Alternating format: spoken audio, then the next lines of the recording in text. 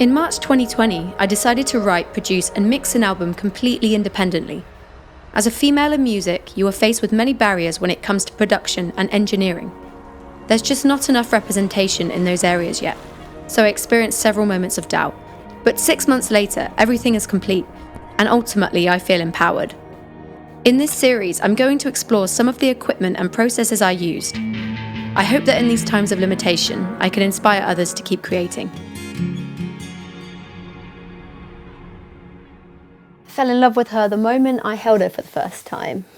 I had a burning desire to play the songs on acoustic guitar on this album.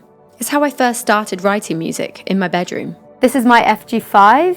It's pretty similar to the one Elliot played. Elliot Smith is one of my biggest songwriting influences. He used a pretty cheap mic. I wish I could say I'm as lo-fi as that.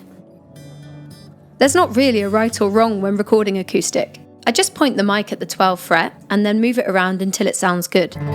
So I've double tracked the acoustic and then panned them in stereo. I'm just adding some tape saturation just to give it that analog warmth.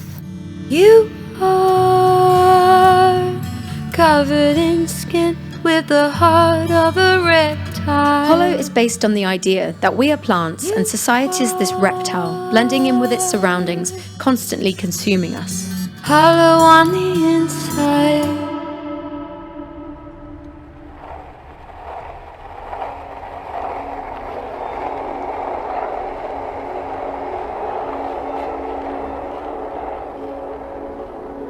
Insomnia can be a bit of a problem for me at times. I wrote Beggar on a restless night when I layered some synths in the early hours. I started with this melody.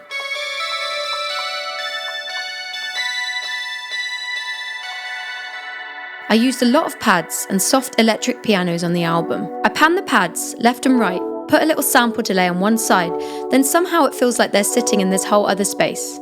Here's my Insomniac synth orchestra. Sorry, I'm unkind, I need you. I'll push you to the side, no excuse.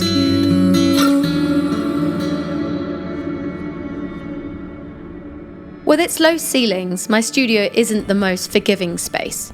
For this reason, I keep drum miking minimal. So we've got a mic for the snare drum, 2 overhead mics left and right, we've got a kick drum mic and a room mic.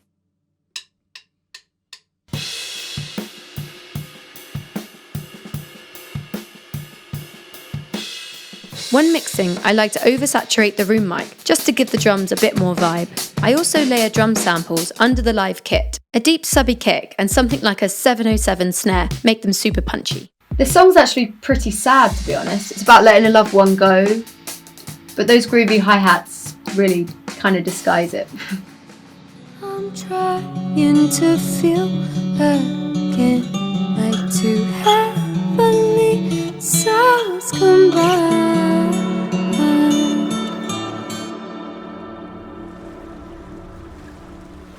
I love to experiment with guitar pedals to get the perfect level of delay and distortion in my tone.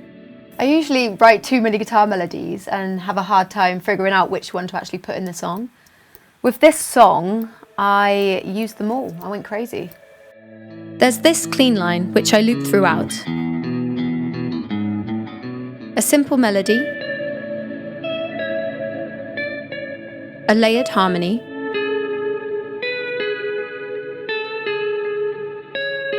and then we have a big distorted strummed guitar pattern that goes over the top at the end.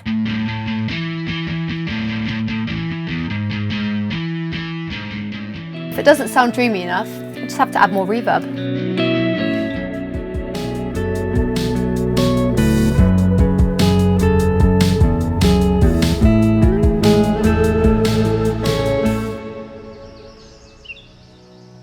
Buddy's the first song I wrote for this album. It references the dynamics between predator and prey in nature against a backdrop of human relationships, a world where females are the hunted and males are the hunters. I used an electric piano which sits underneath the mix in stereo. I added some tape saturation and chorus to make it sound a little more wonky. I want it to sound like a dusty old piano you'd find at your grand's house. I ate a lot of noodles. Please don't tell my mum, she'll be really disappointed. The vocals are narrative, so it's important to me that they sound authentic, like the words are just delicately falling out of me rather than being forced. I stack multiple takes to create a choir of backing vocals.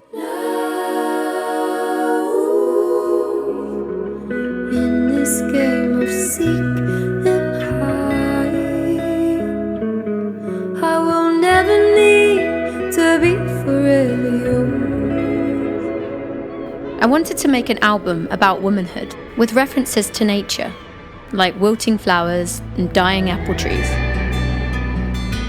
I read a lot of feminist literature during lockdown, and I found it ironic that women are regularly compared to things like fruit. Like when they're young, they're sexualized, and then when they're older, they're overripe and sometimes disregarded. Society tends to merit women on things other than their work. The truth is that we are only subject to our own limitations, and now is the time to create a new narrative for women in music. My new album, Monthly Friend, is coming out via Hand in Hive Recordings on May 28, 2021, available for pre-order now.